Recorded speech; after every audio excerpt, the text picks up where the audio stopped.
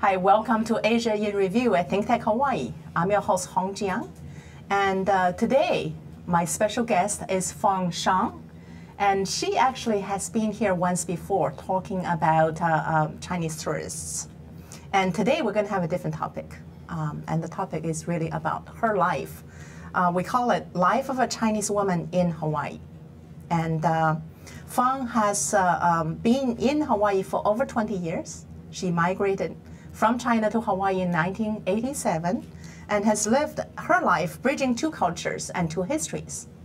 And she's one of the leading experts in Hawaii on China and Chinese history in Hawaii. And she's a writer, she's a filmmaker, she's a fascinating person. So you'll be happy to be tuning into this show and learning about her life and her stories.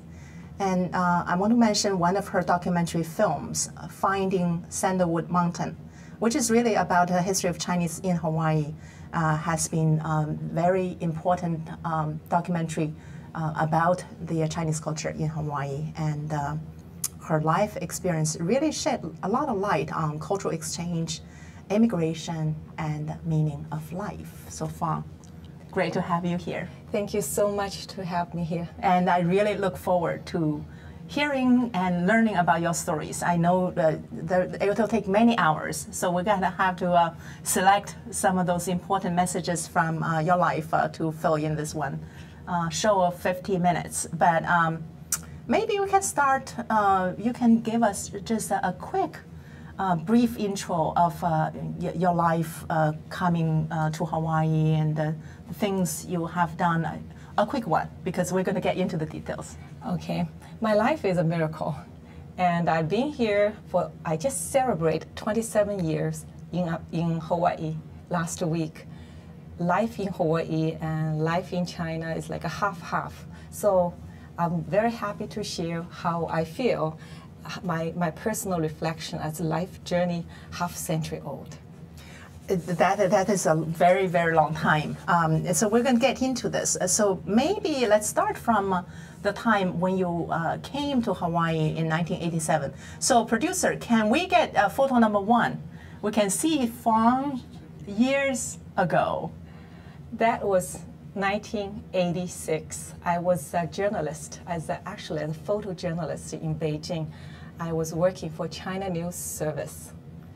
Reflects back, wow, wow, how many years ago?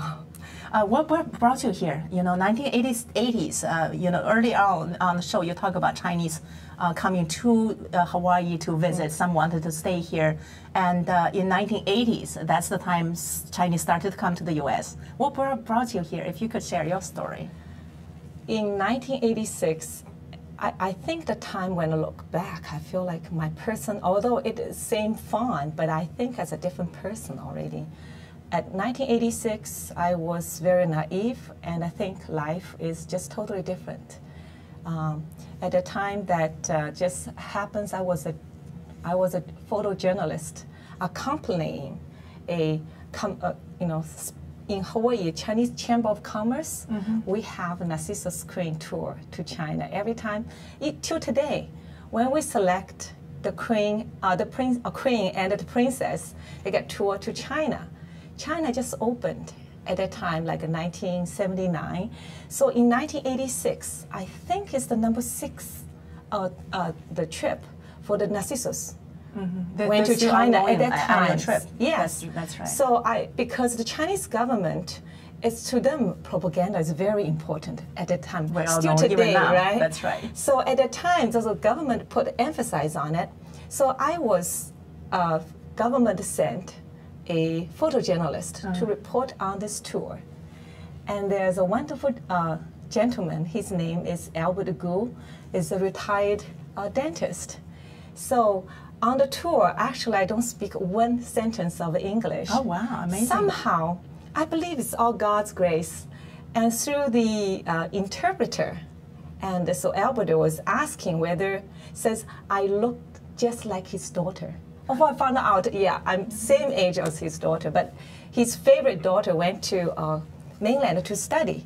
So he is saying that whether I want to go to visit Hawaii. Well, you know, in China, we're a closed world. At that time, although I'm dealing with, I was able to interview president of China at that time, but still, anyone wants to leave China. It's almost like forbidden. It's not possible.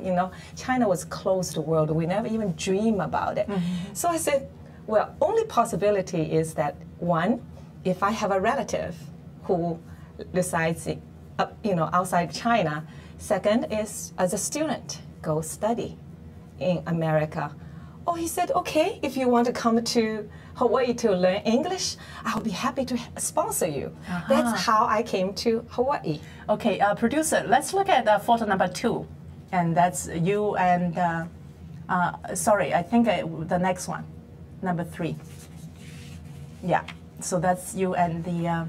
that's my sponsor. Yeah, at the time, right now we just celebrated his 92 or 93-year-old birthday. He is a wonderful gentleman, very kind, and also later on when I get more and more knowing him more and more, I found something which is actually impact my spiritual world. Mm-hmm. It's because actually my father and I, my real birth father and I, we had a hard time because somehow when I was born, my father decided I'm not a child he likes. So according to my mother, my sound, my smell disturbs my father. And according to my mother, my father never liked to even, help me. And when I discovered later, Albert, this wonderful gentleman, as sweet as he is, he had a very similar relationship with his younger son. So I wonder whether it's, so I have to give a deep think why Albert chose me to help me to come to America. And then I look myself and look at his younger son. I thought there's a lot more for me to go into the spiritual world than to singly find the reason as, ordinary daily life that I cannot find an answer in daily life. Mm-hmm. You think there are reasons to any thing that's happening, it's nothing coincidental? To me, that a person come to your life, that's significant. Mm-hmm. There's a reason beyond, sometimes I believe, beyond this life. Although I am a Christian and we shouldn't talk about incarnation, but I think the human's relation, as I look at right now, in Chinese way saying, 五十知天命, after you're 50 years old, you should know the heavenly purpose on you. So I think that is beyond. Definitely, and that's very fitting. And talking about culture, we're going to explore you being a Christian, and also how do you deal with that vis-a-vis the Chinese culture, which is kind of different. And so let's get to that a little later. But you have clearly you were in a very high position almost in China. And I've seen some of your photos of with the presidents and all these famous people in China. And then you came to the U.S., to Hawaii, and you continue this very, very important way of life, making connections. Talk about your life in Hawaii and the kind of role you played as a liaison of two cultures.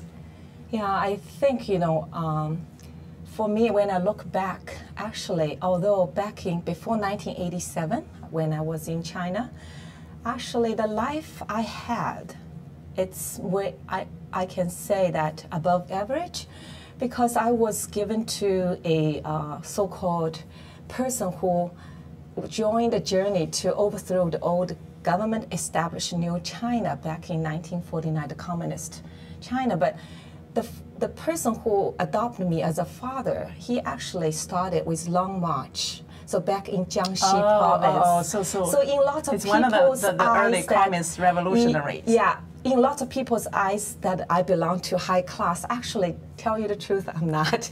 I was in Jiangxi province for 4 years. The 4 years life in Jiangxi province actually changed my life.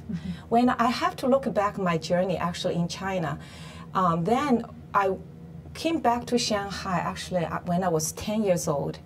My life changed only when China started to open, and China, as you know, Hong, that China closed education. There's no college for 10 years. That's right. Yeah. So I graduated in 1985 And that time that China really in need of educated person. That's right.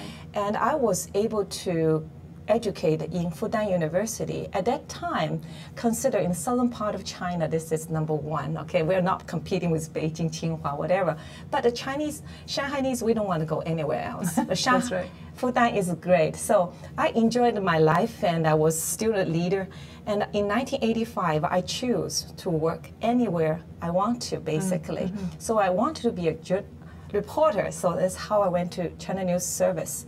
At that time, HAWAIIAN was in power, and also my direct boss, it was a alumni of Fudan University. So I was in the right time, in right location. It's not really something I did. Now I look back, it's pure God's grace. But of course, in China, because we were taught everything by yourself, you're trying, you will reach. As long as you try, you will achieve. So I look back differently, but at that time, I do believe it's me. Look, I was pretty, I was smart. You look. certainly so are. I just it's a different kind of world, reality. So of course, at that time, I remember Jiang Zemin was the mayor of Shanghai in 1985. So he came to Beijing in 1986. So we'll talk about stories and joking. Come back to Shanghai to work. I said, no way. Shanghai, no. I'm best reporter in Beijing. So I thought I was, was dealing with, because like the picture that probably you showed earlier, that's Deng Xiaoping's wife. So because I was young and naive, so was able to just, mingle with, was able to visit or report on any person I chose to. And also the reason is China News Service at that time, we are actually, it's government propaganda news agency. But our title actually is called People's, like a private person's media agency, which is supposed no propaganda meanings in there. We reported the truth. But in China, right now, relax much more. But back in 1985, 86, 87, no, it's pure government propaganda organization and the media. So these kind of experiences in China, with all the experiences you had, education, connections, really help you to come to Hawaii. After you came to Hawaii, you start to build these kind of connections. So we're going to take a quick break, and after the break, we're going to learn about the kind of really wonderful things you have done in the last 27 years. So this is Hong Jiang, and with Asia in Review. And we've been talking with Fawn Shang about her life of a Chinese woman in Hawaii. And you can actually tweet us. We're experimenting with connecting with our viewers. And the tweet address is Think Tech High, like Think Tech High. So you can tweet us, and we'll take your questions. And we'll be right back after this short break. We want to thank our underwriters. Hawaiian Electric Company and its affiliates Maui Electric on Maui and Hawaii Electric Light Company on Hawaii Island are deeply committed to the communities they serve. Galen Ho is a senior executive of BAE Systems, a global defense, security, and aerospace company. The High Tech Development Corporation, the state's leading technology agency, attached to the Department of Business, Economic Development, and Tourism. Castle and Cook Hawaii, with a time-honored legacy that spans more than 160 years and revolves around its mission of investing in Hawaii, creating communities, and providing for the needs of our state. Hawaii Gas, formerly the Gas Company, a proponent of the Liquefied Natural Gas Initiative, helping Hawaii achieve its transition to clean energy and a better energy future. Collateral Analytics, a Hawaii-based tech company empowering the real estate industry with greater and faster access to the tools and data they need to make better informed property investment decisions. I'm Nicole Hori. Thanks so much for joining us on Think Tech. I'm Maria Kashem. See you next time. We're back. We're live, coming to you from Think Tech Hawaii at downtown Honolulu. And this is Asia in Review. I'm your host, Hong Jiang. We'll be speaking with Fawn Shang about her life living in Hawaii, between China and Hawaii. So before the break, we get a little bit about your background, and tell us about after you came to Hawaii, the kind of things you started to be engaged in. It's just fascinating in terms of your work, being the liaison between Hawaii and China, and also talk about your writing as well. So, start with your liaison kind of work. I was, because I was connected with the Chinese government officials, so I was a government liaison on behalf of Wuxi. And it's a city in southern China, near Shanghai area. There's called Changzhou, Wujing, Liyang. Yeah. You know, we call small cities, but the population, for example, Changzhou is more than 6 million population. That's right. Population. 6 so, times. yeah, for about, for 10 years, I was kind of happy in this kind of job, and I feel like, I remember once I took a delegation, mostly it's construction industry. We went to Changzhou for a trade show. I believe at that time the local TV station, newspaper, even the policeman opened the way for us. You know, you feel like, oh, great. But you know, Hong, I think America is a wonderful place, and Hawaii is a special place. It's a place after you settle in, you start to think, what's for?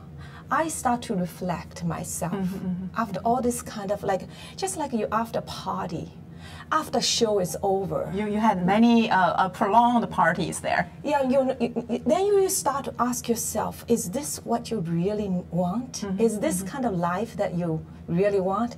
Then, you know, to me, amazing is, I used to be so proud, you know, I know the top leaders, I know the presidents and wife, you know, all these important people. So what? Then I suddenly realized that's why in the past 10 years, between 1999 till for about 10 years, I really just close down myself and reflect. I start to write, and I have done a book called Think a Minute. And also during the past 10 years, 12 years, and I become a Christian. And that really, I think, asked myself, you have to, your life is short, you think. If you always go to party, you feel like in drunk statement. That's right, it's excitement, but then it's really have anything impact on your spiritual growth. And I look back as a photojournalist.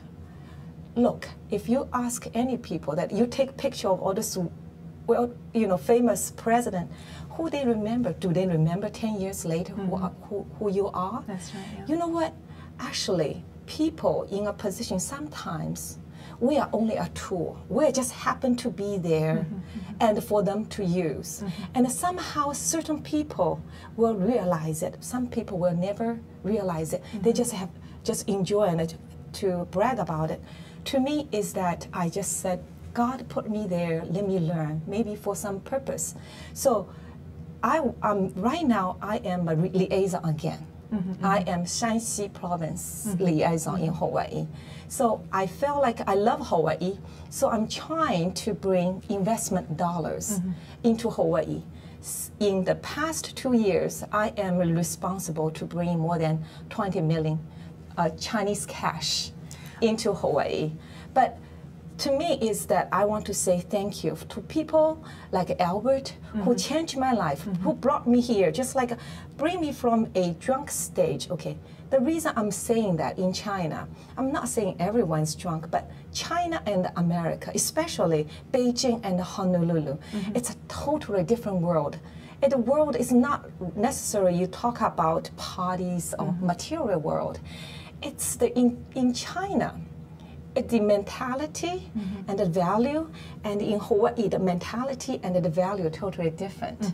In China, I look back, is that, you know, most of us in China, we were born and the parents tell you, you be good. Look, you have to be competitive. You should be better than others. You must be much better than peers.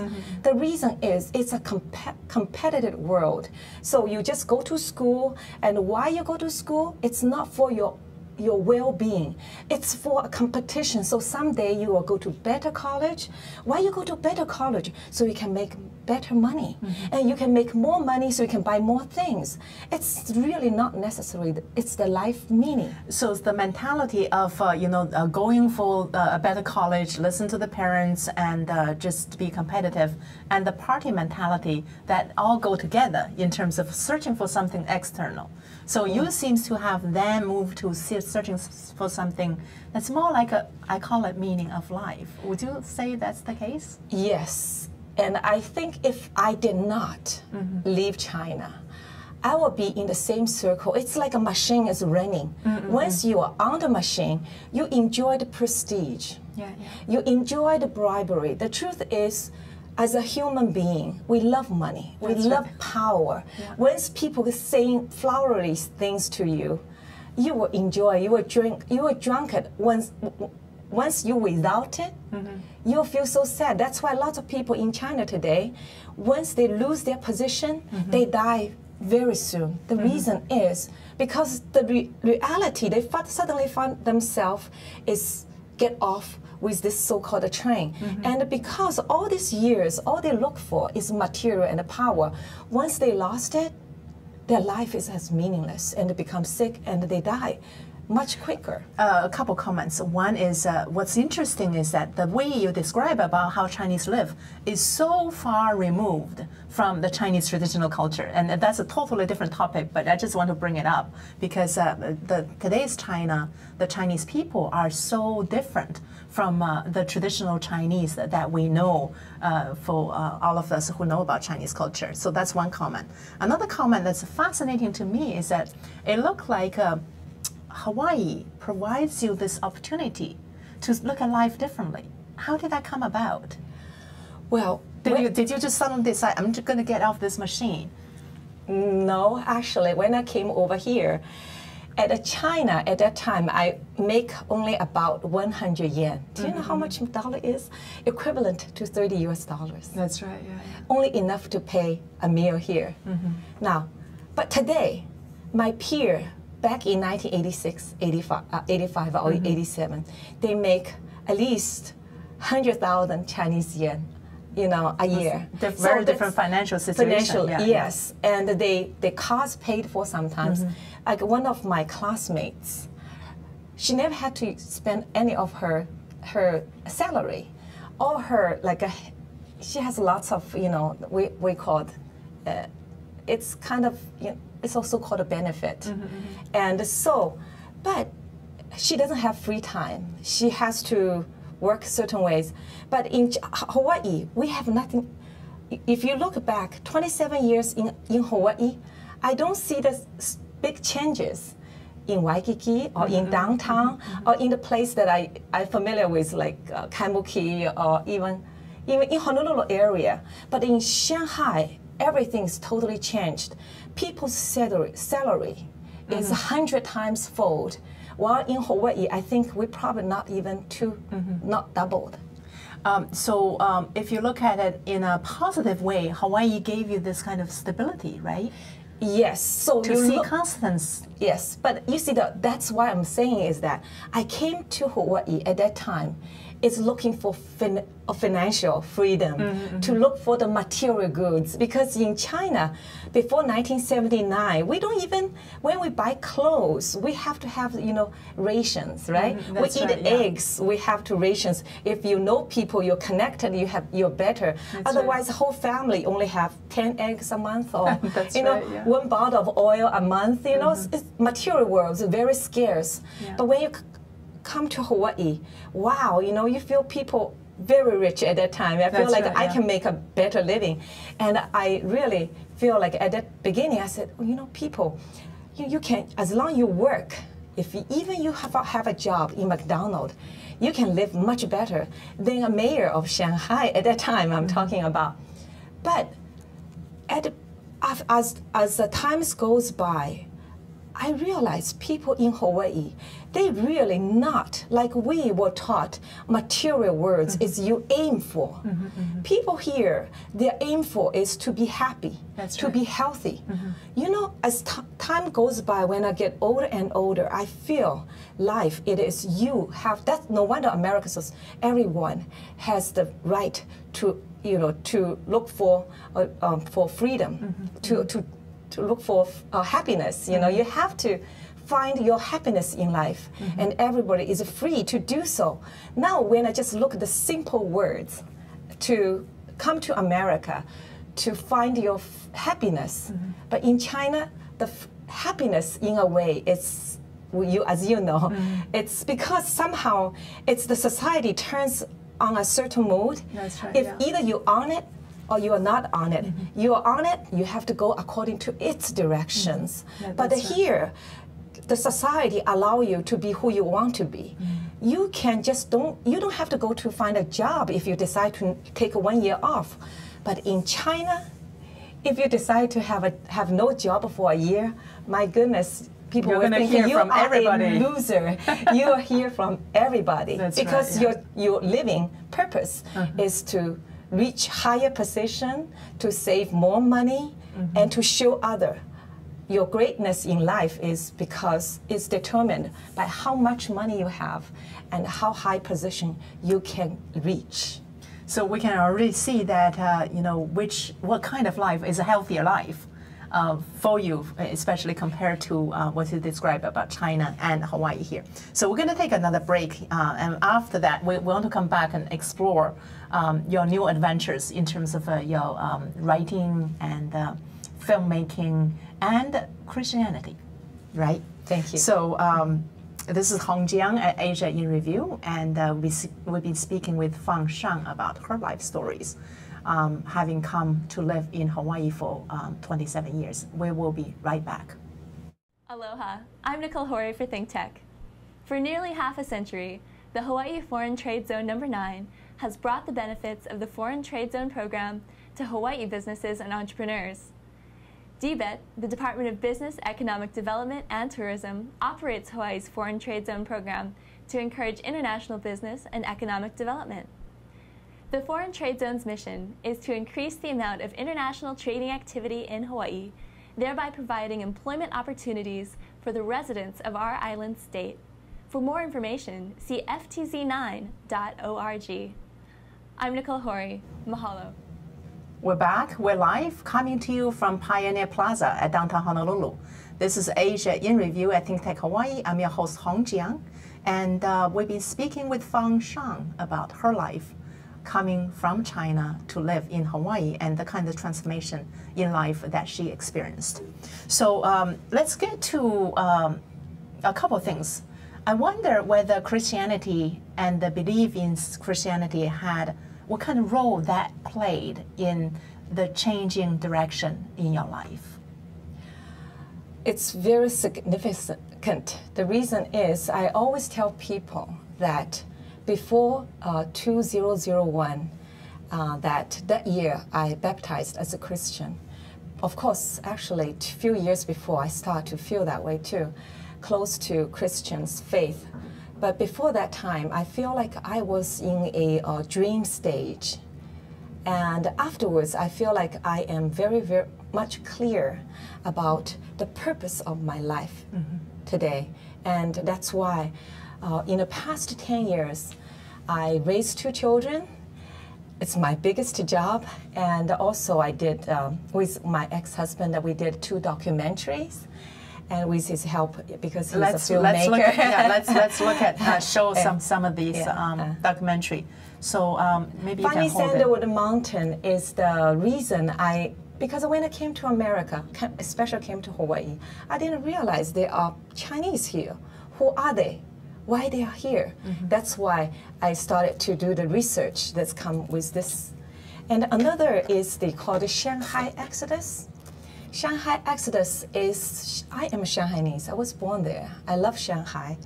But I found one interesting thing is actually Shanghainese does not necessarily know their background, how Shanghai was formed.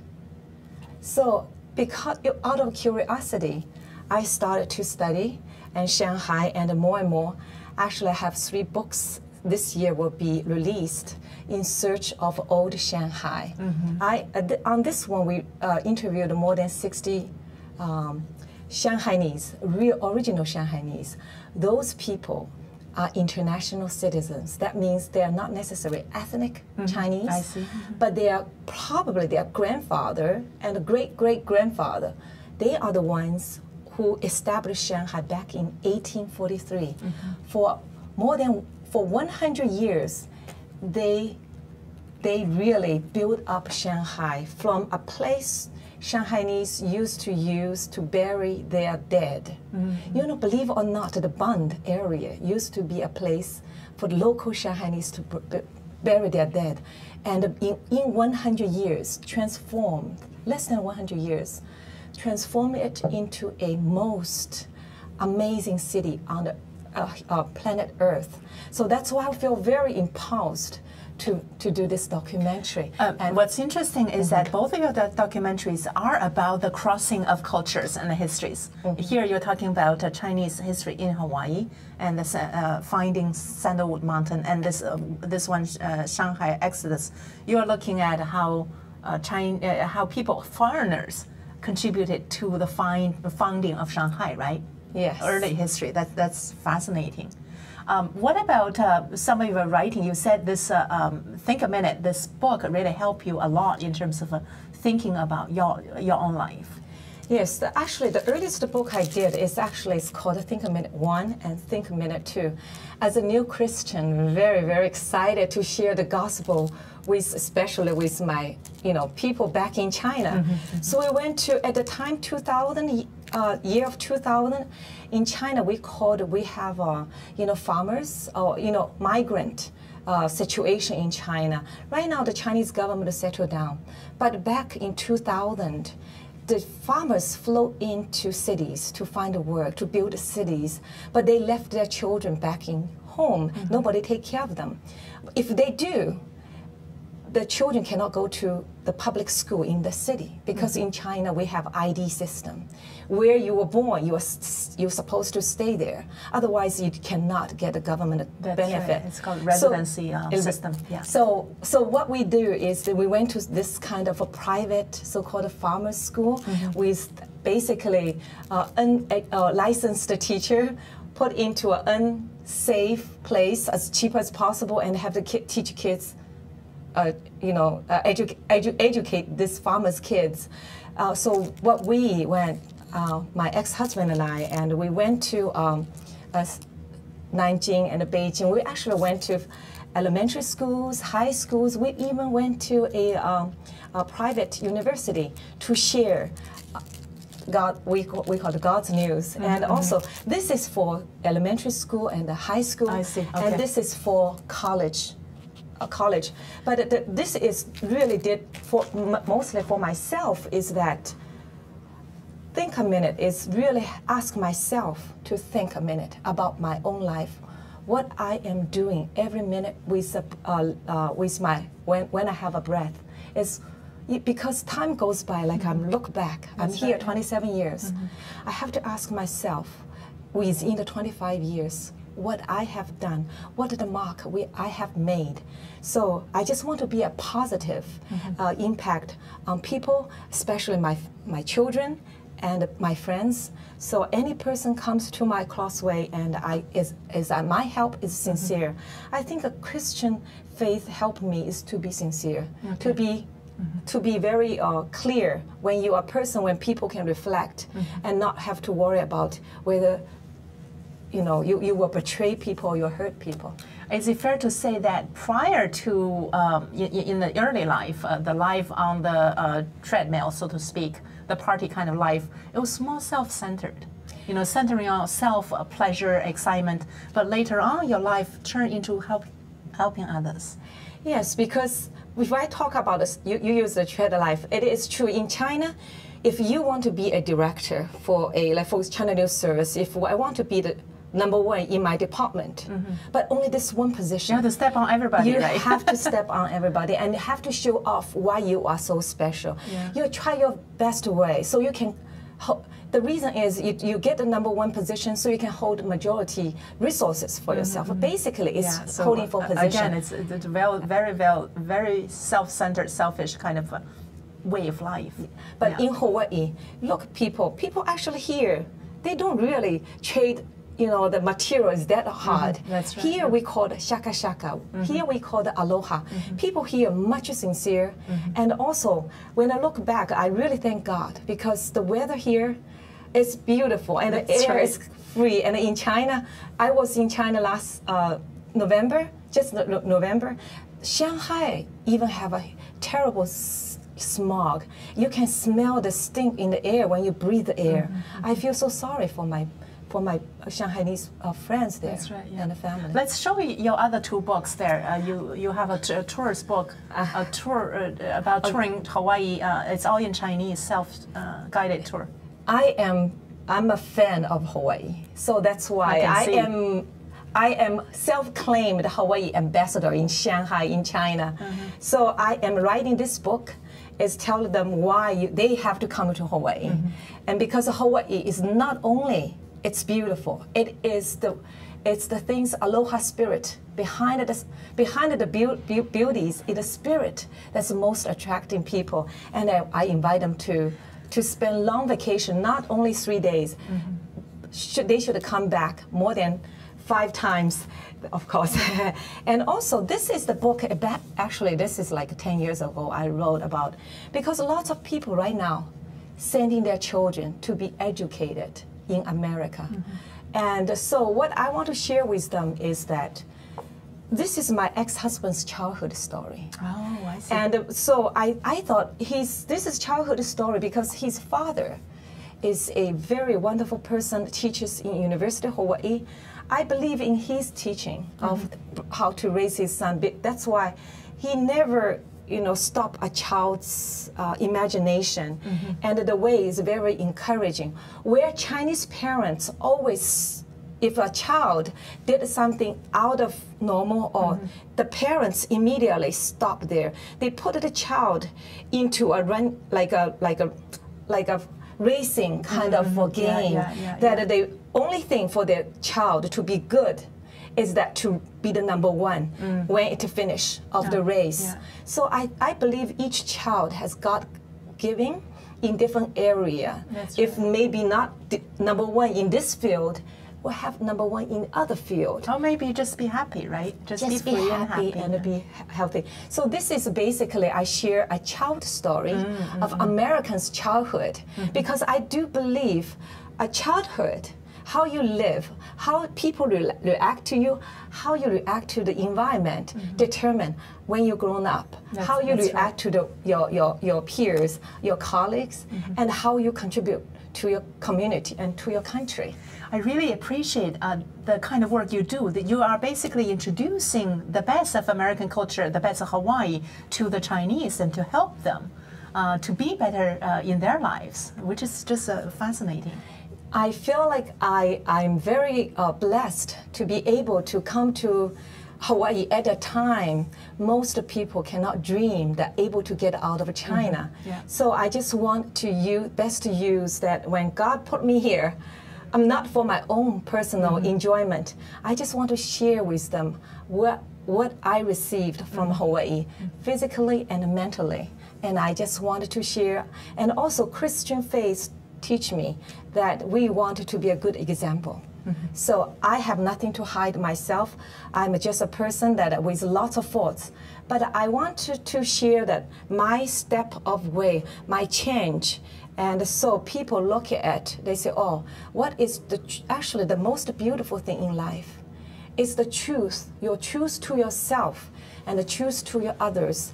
And most importantly, your life itself, when you walk on your walk on the earth, reflect your spiritual growth and that you'll share with others. That's exactly, and that's so beautiful. We're going to take another short break. The last break. This is Asia in Review at Think Tech Hawaii. I'm your host, HAWAIIAN. And we'll be learning with Shang, Fawn Shang, about her life in Hawaii. We'll be right back. Aloha, I'm Maria Kashem of Think Tech Hawaii, and I want to tell you about our Think Tech talk shows. If you didn't know it, Think Tech streams video and audio for all of its shows live on the internet from 2 to 5 p.m. every weekday afternoon, and we replay them all night long on Ustream.tv. Visit thinktechhawaii.com for our live stream and YouTube links. Raise your awareness on Think Tech. I'm Maria Kashem, and I'll see you there. Aloha, I'm Jay Fidel of ThinkTech. We have some news for you. In addition to our ThinkTech TV show and our Asia in Review show on Olelo 54, as of January 1st, we're adding Community Matters to play also 2 hours a week. Check out thinktechhawaii.com for the specific times of each of these shows. We hope you enjoy all three. Mahalo, I'm Jay. We're back. We're live, coming to you from downtown Honolulu, and this is ThinkTech Hawaii, and we'll be speaking with Fawn Shang about her life in Hawaii in the last 27 years. And fascinating life here. You wanted to add, I know that we talked a little bit about what you have been doing. Would you like to introduce just a little bit more about just a short history of what you've been doing in the last 27 years? And we get to a more kind of a conclusion. I came as a student to learn English, and then later on, I found a young man. We get married. That's how I stayed in America, and I have 2 children. And then I did a lot. I washed dishes. I babysit, and also I worked in a jewelry store. And also I got my real estate license back in 1990, and I started my own travel company in the 90s, and I still have it. And also I work for a real estate company. Right now I also work for QBO. And we just purchased the Kahuku golf course. We're gonna make it into a coconut tree related kind of agriculture garden. So many different experiences. That's just amazing, and that seems to also reflect a little bit of how Chinese or anybody coming to the U.S. come to Hawaii, and you had to make do, and you get different kind of experiences. And now you are basically not only totally integrated into the society here, you continue to play the role of being the bridge with China. And so what I wanted to ask you to reflect in the next 5-6 minutes that we have at the show is, I know this is a big question, a short time. What's the loss and the gain of coming here from China to Hawaii? To lots of people back in home, every time I went and visit, they always told me, Fawn, if you stayed in China, you will be a so powerful person. You will have people pamper on you everywhere. And that's in the world, in the eyes of my peers. They will look at me this way. But to me, I think the loss, it is material. Because for me, if I stayed in China, I will not have to wash dishes. I will not have to do the things that I'm doing every day. I may have a chauffeur. I may have lots of savings. Because in Chinese government system, each company, actually even the food is provided for you. Okay, to a certain position, they give you chauffeur. And most of the people, as I know, my peers, I don't think they have to spend their salaries. Salaries is only for savings. But here, I have to do everything. I have to, I remember I used to lawn mow my own yard. And people look at me, Fawn, you do your own yard?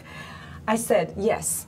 But I look back, it's seriously, and is that when we have physical work, actually it's time force you to meditate. It's a way. And whenever you have when you don't do anything, everything is provided for you, somehow to our mind, your spiritual world is not going to grow. And to me is that, for me, is the spiritual world worth more than anything else. And especially, I enjoy America. It's the information is free. In China and America today, the rich and the poor, if you not consider the money-wise, if you regard the most powerful things is the information. America is the most richest country is because information is free. That's right. You can get anywhere as long as you have the drive to receive. And you know what? We need information to feed our brain, to reflect our life, which is most important for our journey on the planet Earth. for this, I think for me, is the greatest gain that I come to America. We have that really is so heartwarming to hear that story, because I know a lot of Chinese people coming here. Initially, they were not coming here, maybe similar to what you were coming here for, because there's the opportunity. And maybe after the long life's journey, especially looking at the comparison of different cultures, they think differently, they see different opportunities. One last thing I wanted to explore with you just a little bit is the cultural aspect of the belief. Of course, Christianity, which is, a lot of Chinese are Christians, but Christian culture is not the home culture for the Chinese. So the Chinese culture is more kind of Confucianism, Taoism.